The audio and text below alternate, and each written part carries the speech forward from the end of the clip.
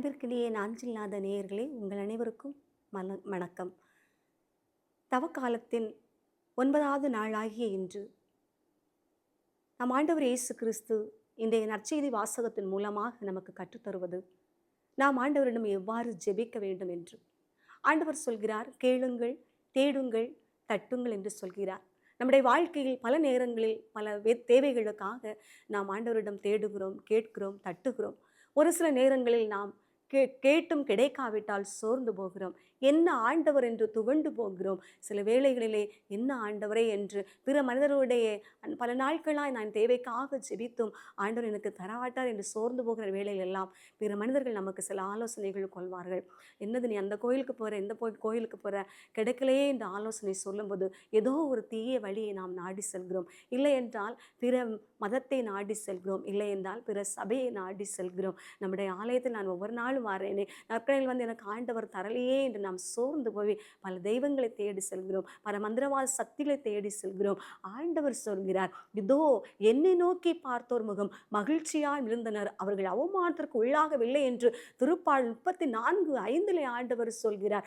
ஆண்டவரை நோக்கி பார்க்கிற எந்த மனிதர் கூட ஒரு நாள் வெட்கப்பட்டு போனதில்லை, ஒரு நாளும் கைவிடப்பட்டு போனதே இல்லை. உங்களுடைய பிள்ளைகள் உங்களிடம் கேட்கும் போது அவர்களுடைய தேவைகளை அறிந்து நீங்கள் செய்வது போல நம்மை படைத்த தகப்பன், தாயின் கருவறையில் இருந்து இந்நாள் வரைக்கும் நம்மை படைத்து நம்மை வழிநடத்தி ஒவ்வொரு நாளும் அவருடைய உள்ளம் கையிலே ஏந்தி வழிநடத்தி வருகிற தகப்பன் நம்முடைய தேவையை செய்ய எவ்வளவு வல்லவராயிருக்கிறார். தீயோர்கள் ஆகிய நீங்களே உங்களுடைய பிள்ளைகளுக்கு கொடுப்பதற்கு நீங்கள் தயங்கவில்லை என்றால் உங்களை படைத்த தகப்பன் நான் எவ்வாறு உங்களுக்கு செய்யாமல் போவேன்? நான் உங்களுக்கு எவ்வாறு உங்களுடைய தேவைகளுக்கு நீங்கள் கேட்கும் போது நான் எவ்வாறு செய்யாமல் போவேன் என்று சொல்கிறார். ஆண்டவர் சொல்கிறார், இதோ நீங்கள் கேட்பதற்கு என்னுடைய காது, நீங்கள் கேட்கும் போது என்னுடைய காது மந்தமாகவில்லை, என்னுடைய கண்கள் குருடாகி போனதில்லை என்று சொல்கிறார். அன்பு சகோதரமே, இந்த தவக்காலத்தை நாம் ஜெபிக்கிற 40 நாளும் நான் ஜெபத்தில் நிலைத்திருக்க வேண்டும்.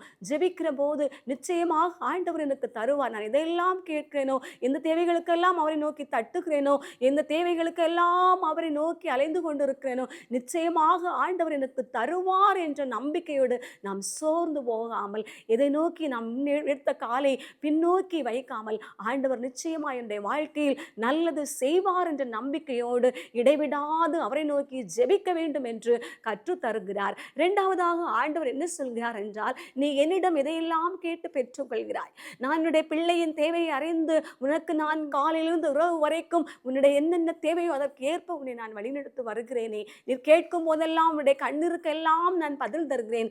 ஆனால் ஒன்று ஆண்டவர் சொல்கிறார் பாருங்க, பிறர் உங்களுக்கு என்ன செய்ய வேண்டும் என்று நீங்கள் விரும்புகிறீர்களோ அவற்றையெல்லாம் நீங்களும் பிறருக்கு செய்யுங்கள் என்று மத்தேயு 7:12 ஒரு பொன் விதியாக ஆண்டவர் நமக்கு தருகிறார். இந்த வார்த்தை தான் இன்று இறைவாக்குகளும் திருச்சட்டமும் நமக்கு தரக்கூடிய இறை வார்த்தையாக இருக்கிறது.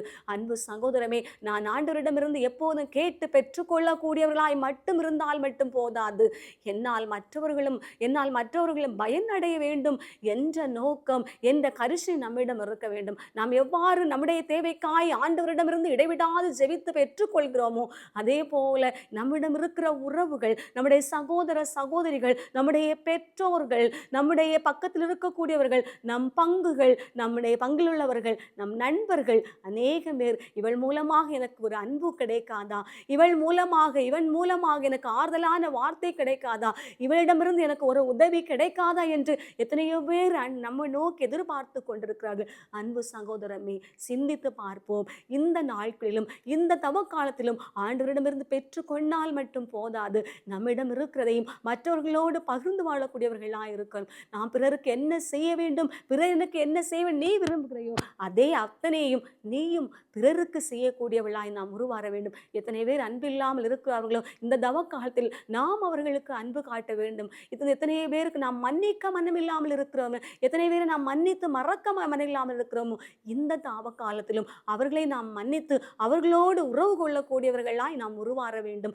எத்தனை பேருக்கு இன்றைக்கு உண்ண உணவில்லாமல், உதவி தேவைகளை சந்திக்க வழி இல்லாமல், எங்களுக்கு யாராவது இரக்கம் காட்டாமல் தனித்து விடப்பட்ட மக்களுக்கு இதோ நாம் சென்று இரக்கம் காட்டக்கூடியவர்களாய், நம்மளால் முடிந்த உதவிகளை அவர்களுக்கு செய்து உதவக்கூடியவர்களாய் இருப்போம். இன்று அநேக பேர் மருத்துவமனைகளிலும் வீடுகளிலும் தனிமையாக இருந்து எங்களுக்கு ஆறுதல் சொல்ல யாரும் இல்லையே என்று தனித்து விடப்பட்டிருக்கிற மக்களுக்கு நாம் ஆறுதலான வார்த்தை கொடுக்கக்கூடியவர்களாய் நாம் இந்த நாள் தவ காலத்தில் நாம் தயாராக வேண்டும் என்று இந்த நாட்களிலே ஆண்டவர் இயேசு கிறிஸ்து நமக்கு இந்த 2 செய்தியை நமக்கு மன்னாவாய் கொடுத்திருக்கிறார். ஒன்று, இடைவிடாது ஜெபியுங்கள். 2வது, நீ பிறர் உனக்கு என்னத்தையெல்லாம் செய்ய வேண்டும் என்று நீ விரும்புகிறாயோ அவற்றையெல்லாம் நீ பிறருக்கு செய்து வாழ வேண்டும் என்ற மன்னாவை ஆண்டவர் இந்த நாளில் தந்திருக்கிறார். அன்பு சகோதரமே, இந்த வார்த்தைகளை நாம் மனதில் நிறுத்தியவர்களா இந்த தவ காலத்தில் நாம் வாழ முயற்சி எடுப்போம். ஜெபிப்போமா?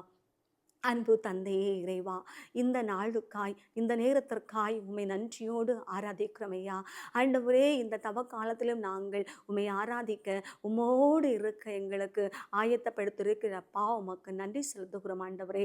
இந்த நாளில் ஆண்டவரே, நீர் எங்களுக்கு தந்திருக்கிற இந்த இறை வார்த்தையின் மூலமாய் ஆண்டவரே, நாங்கள் எந்த துன்ப வேளையிலும் நாங்கள் துவண்டு போவாமல், சோர்ந்து போவாமல், நம்பிக்கை இழந்து போவாமல் ஆண்டவரை இடைவிடாது உம்மை நோக்கி ஜெபிக்கிற பிள்ளைகளாய் என் ஆண்டவர் எனக்கு செய்ய வல்லவராய் இருக்க என்ற நம்பிக்கையோடு எந்த வேளையில் உம்மை மாத்திரமே ஆண்டவரை பிடித்து வாழக்கூடிய பிள்ளைகளாய் ஆண்டவரை நாங்கள் வாழும் வருடைய ஆற்றல் எங்களுக்கு தரும்படியாக ஒப்பு கொடுக்கிறோம் ஆண்டவரே. இன்னும் ஆண்டவரே, எத்தனையோ பேர் ஆண்டவரை அன்புக்காய், ஆண்டவரை இறக்க செயல்களுக்காய், ஆறுதலுக்காய் காத்திருக்கிற பிள்ளைகளுக்கு எங்களால் முடிந்த உதவிகளை செய்யக்கூடிய ஆற்றலையும் பலனை எங்களுக்கு தரும்படியாய் ஒப்பு கொடுக்கிறோம் ஆண்டவரே.